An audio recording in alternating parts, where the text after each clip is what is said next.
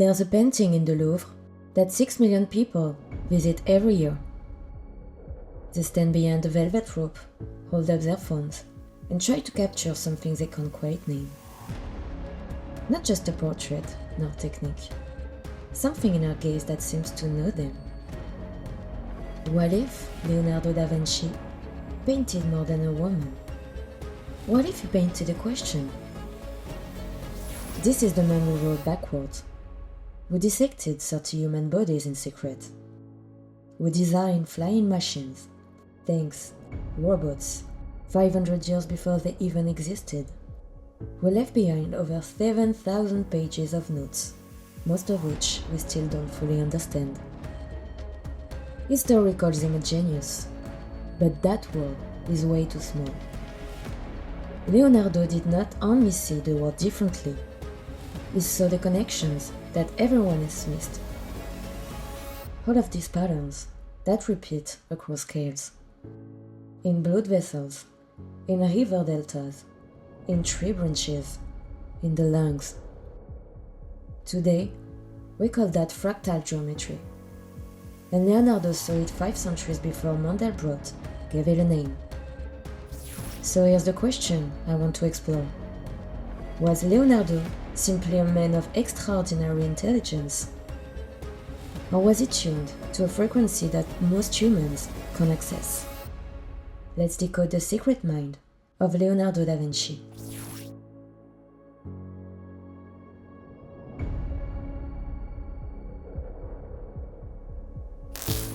Leonardo was born in 1452 in a small Tuscan town called Vinci. He's the non-alleged son of a notary and a peasant woman. During Renaissance in Italy, that should have been the end of his story. Bastards could not inherit property, could not attend university, could not join the major guilds. Instead, at 15, he was apprenticed to Andrea del Verrocchio, one of Florence's greatest artists. The story goes that when young Leonardo painted an angel in Verrocchio's Baptism of Christ, the master looked at it, put down his brush, and never painted again. That's probably apocryphal, but the painting survives. You can see Leonardo's angel, and you can see why the story exists. But Leonardo was never content to master only one thing. By his 20s, he was designing weapons for the Duke of Milan. He built the largest bronze horse statue ever attempted. He created theatrical productions with mechanical effects that stunned audiences. He designed canal systems, mapped cities, invented a method for measuring the intensity of light that modern photography still uses. In 1489, he drew a helicopter. He designed a self-propelled cart with a programmable steering mechanism. A robot in the 15th century. And at night, in secret, because the church prohibited it, he was cutting open human bodies. Not for art, but for understanding. His anatomical drawings will not be surpassed for at least 300 years. When modern researchers compared his drawing of the heart's valves and chambers to MRI scans, they found he was more accurate than medical textbooks used until the 20th century. So how does one mind do all of this? Let's start with the most famous mystery. Leonardo da Vinci wrote backwards. Left to right, every letter reversed, only readable in a mirror. Thousands of pages, his entire private intellectual life encrypted. The official explanation? He was left-handed, and it was easier. Maybe. But Leonardo da Vinci was also intensely private. He wrote in his notebooks, "These are my secrets." He invented lock mechanisms to keep people out. He developed shorthand codes, yet he never published anything in his lifetime, despite creating enough material for dozens of books. And the mirror writing was not his only encryption. He used abbreviations, rebuses, word games. Some passages combine multiple coding systems. Scholars are still decoding pages, as of today. Was this just the paranoia of a genius protecting his ideas? Or was something else going on? Leonardo da Vinci seemed genuinely torn about sharing knowledge. He designs weapons he hoped would never get built. He wrote about inventions, then added, "This should not be shown," in the margins. On his submarine sketch is written, "I do not publish this because of the evil nature of man." The mirror writing was not just about protecting intellectual property. Leonardo da Vinci was wrestling with something we still struggle with. What happens when knowledge outpaces wisdom? Now let's look at the paintings. The internet is full of theories. Some of it is pattern matching, gone wild. But some of it is documented. Let's start with the Last Supper. 13 figures, 12 disciples, plus Jesus. They're arranged in group of 3, a number Leonardo da Vinci was obsessed with. The perspective lines all converge on the Christ's head. The window behind him creates a natural halo. In 2007, an Italian musician named Giovanni Maria Pala claimed that if you draw lines across the painting connecting the ends and the loaves of bread, and read them right to left, like Leonardo da Vinci wrote, they form a 40-second musical composition. Scholars disagree about whether this was intentional or not. But Leonardo da Vinci was a trained musician. He played the lyre so beautifully that he was originally sent to Milan as a musical ambassador. In 2010, Hillary's National Committee for Cultural Heritage announced that found microscopic letters painted into Mona Lisa's eyes. In the right purple, LV. And in the left purple, letters that might be C, E, or B. And this is still debated. Look at the landscape behind her. The two sides don't match. The horizon on the left is lower than the horizon on the right. The roads don't connect.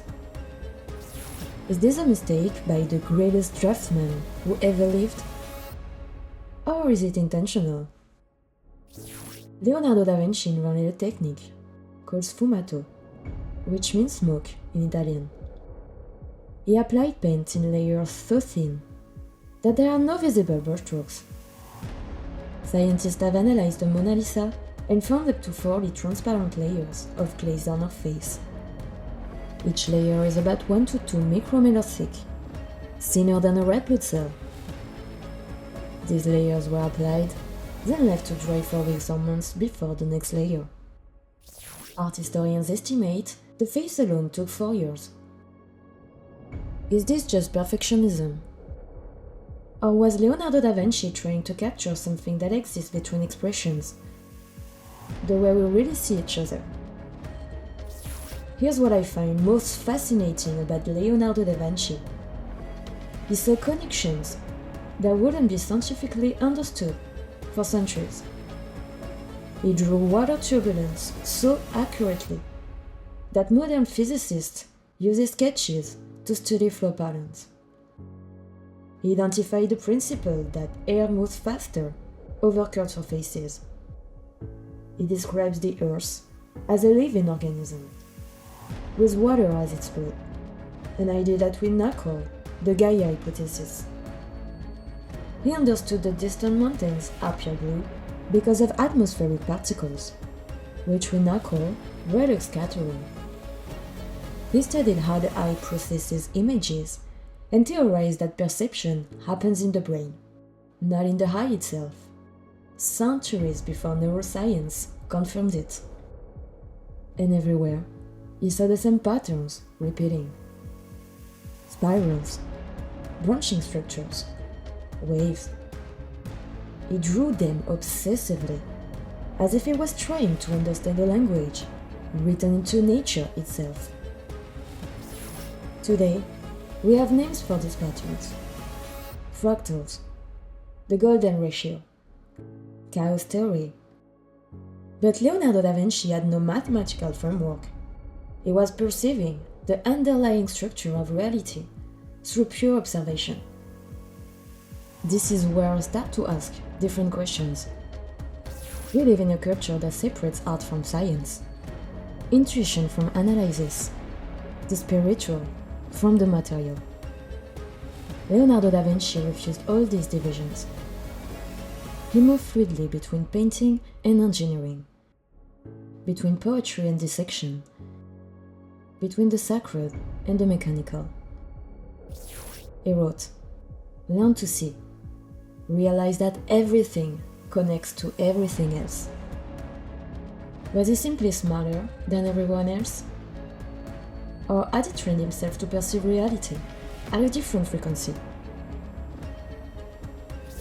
There's one more mystery that doesn't get discussed enough.